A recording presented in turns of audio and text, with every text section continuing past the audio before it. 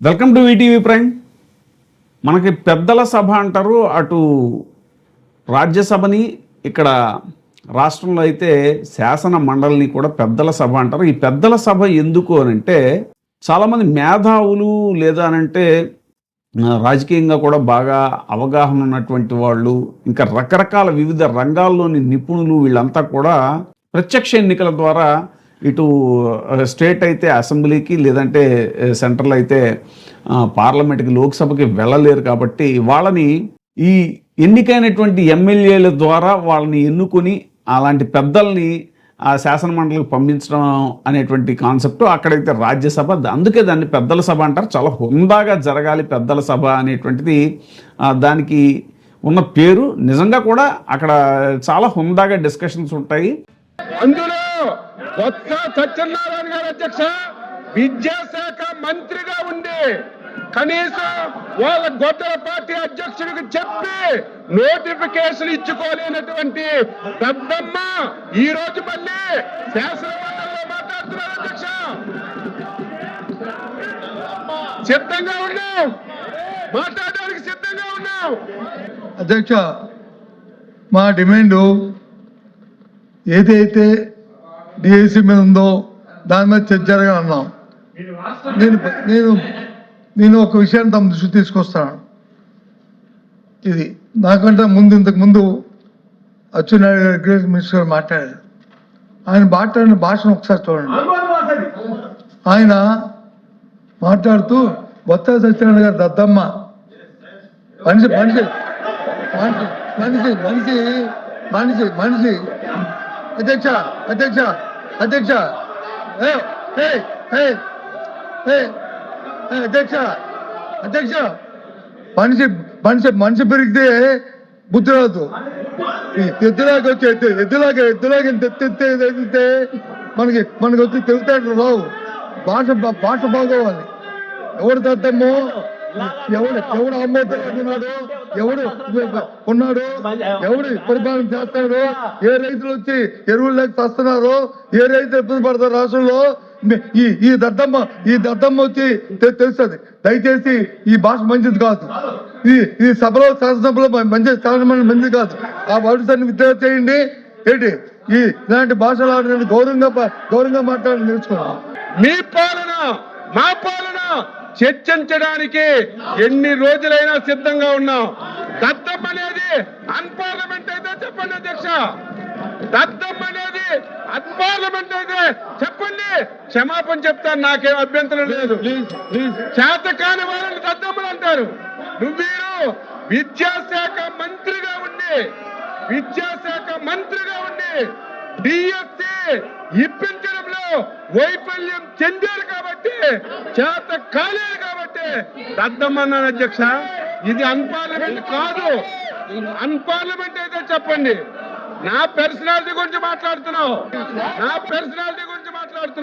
నువ్వు సచ్చినా కాలు కిందకి పెట్టి తలపైకి పెట్టినా నా పర్సనాలిటీ నీకు రాదు. సత్యనారాయణ కంటెంట్ మాట్లాడతారు. సరే, లోక్సభలో కొంత రాజకీయ విమర్శలు, ప్రతి విమర్శలు ఇవన్నీ ఉన్నా కూడా ముఖ్యంగా ఇటు రాష్ట్రానికి వచ్చేసరికి శాసన మండలులు అది పెద్దల సభ అంటారు కాబట్టి కంటెంట్ మాట్లాడతారు. అక్కడ విధానపరంగా ఆ పాలసీలో ఉన్న ఏదైనా ఒక పాలసీ ఉంటే ఆ పాలసీలో ఉన్న లోటుపాట్లు ఏంటి, దానికి ఏమైనా సొల్యూషన్స్ ఇవి. సో ఈ రకమైనటువంటి ఆరోగ్యకరమైనటువంటి చర్చ జరగటం వల్లే దాన్ని పెద్దల సభ అని అంటారు. మరి అలాంటి పెద్దల సభ కూడా చాలా దారుణమైనటువంటి పదజాలంతో ఒకరినొకరు దూషించుకోవటం అనేటువంటిది చాలా దారుణమైన విషయం. తాజాగా ఏపీ శాసన మండలిలో జరిగినటువంటి ఇది వాద ప్రతివాదనలో ముఖ్యంగా కంట్రోల్ తప్పి మాట్లాడారు రాష్ట్ర వ్యవసాయ శాఖ మంత్రి అచ్చెన్నాయుడు గారు.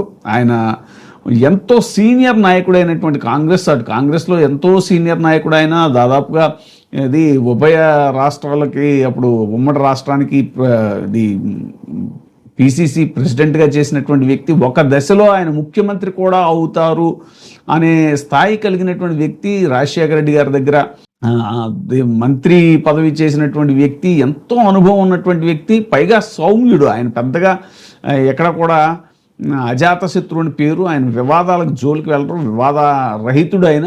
అలాంటి వ్యక్తిని పట్టుకుని బొత్స సత్యనారాయణ గారిని పట్టుకుని దద్దమ్మ అనేటువంటి పదాన్ని ప్రయోగించడం అనేటువంటిది చాలా పెద్ద చర్చ జరిగింది.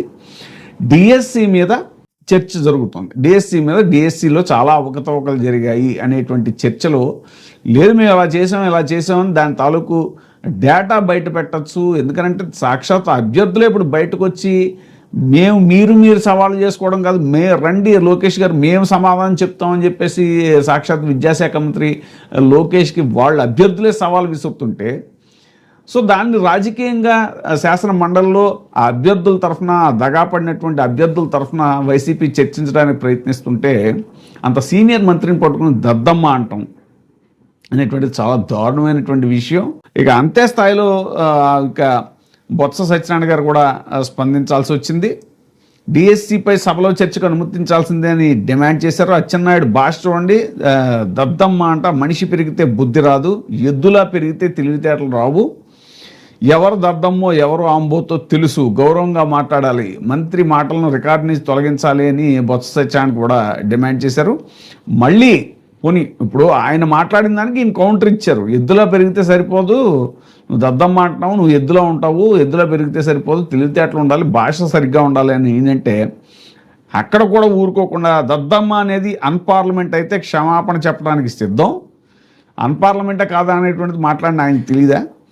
నువ్వు అంటే బొత్సను ఉద్దేశించి నువ్వు చచ్చినా కాలు కింద పెట్టి పైకి పెట్టినా నా పర్సనాలిటీ నీకు రాదు అంటూ మళ్ళీ వివాదాస్పద వ్యాఖ్యలు చేయటం అనేటువంటిది అసలు ఏ స్థాయిలో ఇది అసలు విషయం ఏంటి?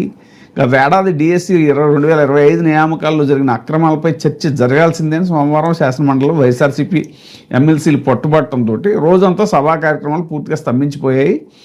సో దాంతో టీచర్స్ ఎమ్మెల్సీలు చంద్రశేఖర్ రెడ్డి, పర్వతిరెడ్డి చంద్రశేఖర్ రెడ్డి, కల్పలతారెడ్డి, ఎంవి రామచంద్రారెడ్డి ఇదే అంశంపై వాయిదా తీర్మానాన్ని చైర్మన్ మోషన్ రాజు తిరస్కరించి ప్రశ్నోత్తరాల కార్యక్రమాన్ని ప్రారంభిస్తున్నట్టుగా ప్రకటించారు. అయితే సభకు హాజరైనటువంటి వైఎస్ఆర్సీపీ ఎమ్మెల్సీలు మూకుమ్మడిగా చైర్మన్ పోడియం వద్దకు చేరుకుని డిఎస్సి అవకతవకలపై వెంటనే చర్చ చేపట్టాలని డిమాండ్ చేశారు. అయినప్పటికీ సభలో ప్రశ్నోత్తరాల కార్యక్రమం కొనసాగుతుండటంతో పోడియం వద్ద వైఎస్ఆర్సీపీ ఎమ్మెల్సీలు ప్లకార్డులు ప్రదర్శిస్తూ నినాదాలు చేస్తూ ఆందోళన కొనసాగించారు. మెగా డిఎస్సి కాదు, దగా డిఎస్సి, దొంగల రాజ్యం, లోకేష్ రాజ్యం, డిఎస్సిపై సిబిఐ విచారణ జరిపించాలంటూ నినాదాలు చేశారు. సభ్యులు తమ స్థానాల్లోకి వెళ్లి కూర్చోవాలని చైర్మన్ విజ్ఞప్తి చేసిన సభలో గందరగోళ పరిస్థితులు సద్దుమణగకపోవడంతో ఉదయం 10 గంటల 15 నిమిషాల సమయంలో చైర్మన్ సభను తాత్కాలికంగా వాయిదా వేశారు. అనంతరం 12:05కి ఈ సభ తిరిగి ప్రారంభం కాగా వైఎస్ఆర్సీపీ ఎమ్మెల్సీలు డిఎస్సిపై చర్చను కోరుతూ మళ్లీ పోడియం వద్ద ఆందోళన కొనసాగించారు. తిరిగి 12:11కి మరోసారి సభను వాయిదా వేస్తున్నట్టుగా ప్రకటించారు. తిరిగి 1:35 సభ మళ్లీ ప్రారంభం కాగా అప్పుడు కూడా పరిస్థితిలో మార్పు లేకపోవడంతో సభను మంగళవారానికి వాయిదా వేస్తున్నట్టుగా చైర్మన్ ప్రకటించారు. ఇదిలా ఉంటే డిఎస్సిపై చర్చ జరగాలని ఉదయం సభలో వైఎస్ఆర్సీపీ ఎమ్మెల్సీలు ఆందోళన కొనసాగిస్తూ ఉండగా మంత్రి అచ్చెన్నాయుడు ఆయన బొత్స సత్యనారాయణ గారు విద్యాశాఖ మంత్రిగా ఉండి కూడా డిఎస్సి నిర్వహించలేకపోయారు దద్దమ్మ అంటూ కామెంట్ చేయడం మీద ఇంత పెద్ద వివాదం జరిగింది. అసలు డిఎస్సి మీద ట్రాన్స్పరెంట్గా ఎవరు ఏం చేశారు అనేటువంటి చెప్పాల్సిన పరిస్థితి. ఇప్పుడు ఇది కాకుండా డిఎస్సిని డైవర్ట్ చేయడం కోసం Group 1లో అక్రమాలు జరిగాయి అంటూ ఒక సిట్ అనేటువంటి ఒక నివేదిక వచ్చేసింది అని దాని మీద రచ్చ చేసేటువంటి ప్రయత్నం చేస్తున్నారు. ఇప్పుడు దాని మీద కూడా గందరగోళం రేగుతుంది. అసలు దాంట్లో వైఎస్ఆర్సీపీ చెప్తున్నటువంటి ఇది ఏంటి అని అంటే, వాళ్ళ కౌంటర్ ఏంటి అని అంటే, Group 1లో ఇన్ని అక్రమాలు జరిగాయని వీళ్ళు చెప్తున్నారు.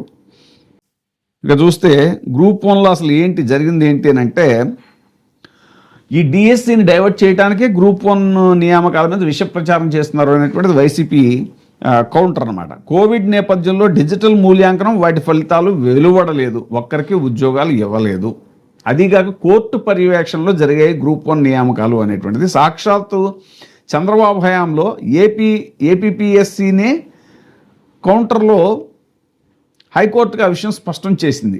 హాయ్లాండ్లో అసలు మూల్యాంకనమే జరగలేదు అనేటువంటి విషయాన్ని, ఇంకా అక్రమాలు ఎక్కడ, స్కామ్ ఎక్కడ అనేటువంటిది వైసీపీ వివరణ. హైకోర్టు ఆదేశాల మేరకు అత్యున్నత ప్రమాణాలతో మాన్యువల్ మూల్యాంకనం, దాని ఆధారంగానే ఫలితాలు, తుది ఎంపికలు. ఎంపిక అయిన వారి ప్రొఫైల్స్ చూస్తే పరీక్షలు ఎంత పారదర్శకంగా జరిగాయో అర్థమవుతుంది. వైఎస్ఆర్సీపీ హయాంలో ప్రతిభకు పట్టమే తప్ప అక్రమాలకు ఆస్కారం లేదు అంటూ వాళ్ళు వివరణ ఇచ్చారు. ఇంకా ఎవరికి అనుచితంగా లబ్ధి చేకూరలేదు, మెరిట్ ఆధారంగానే ఎంపిక జరిగింది అని సిట్ కూడా చెప్పింది. ఓవైపు కోర్టు పర్యవేక్షణలో ప్రక్రియ, మరోవైపు సిట్ నివేదికలో అక్రమాలకు ఆధారాలు లేవని స్పష్టీకరణ.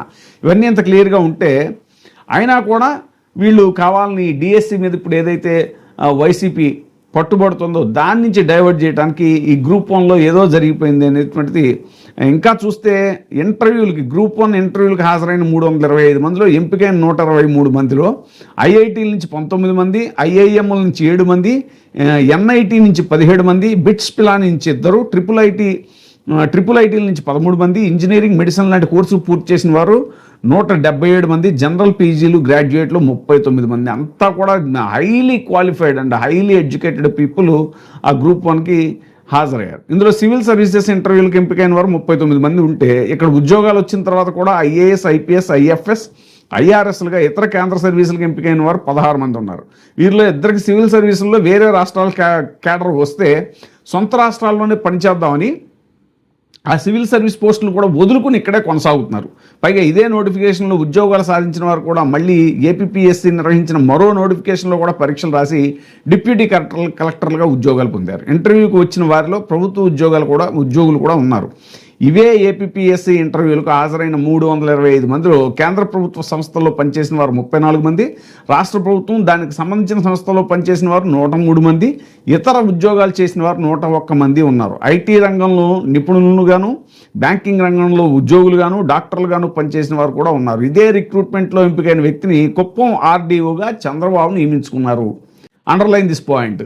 అంటే గ్రూప్ 1లో సెలెక్ట్ అయినటువంటి రిక్రూట్మెంట్లో ఎంపికైన వ్యక్తిని కుప్పం ఆర్డీఓగా చంద్రబాబు నాయుడు గారిని నియమించుకున్నారు. కోర్టు ఈ 123 మందిని నాన్ లోకల్ పోస్టుల్లో వేయాలి అని ఆదేశాలు ఇస్తే, కోర్టు ఈ 163 మందిని నాన్ లోకల్ పోస్టుల్లో వేయాలని ఆదేశాలు ఇస్తే, ఇదే చంద్రబాబు నాయుడు గారు మాత్రం ఆర్డీఓని తన నియోజకవర్గం కుప్పంలో ప్రత్యేకంగా నియమించుకున్నారు అనేటువంటిది. సో ఇంత పారదర్శకంగా జరిగిన దాంట్లో మీరు గ్రూప్ 1లో అవకతవకలు జరిగాయని ఎలా చెప్తారు? ఇది కేవలం డిఎస్సిని డైవర్ట్ చేయటం కాదా, డిఎస్సి స్కామ్ను డైవర్ట్ చేయటం కాదా అనేటువంటిది వైఎస్ఆర్సీపీ యొక్క ఆర్గ్యుమెంట్. ఇప్పుడే సబ్స్క్రైబ్ చేయండి, లైక్ చేయండి, షేర్ చేయండి. వే టీవీ ప్రైమ్, మీ ఉత్తమాభిరుచుల సమ్మేళనం.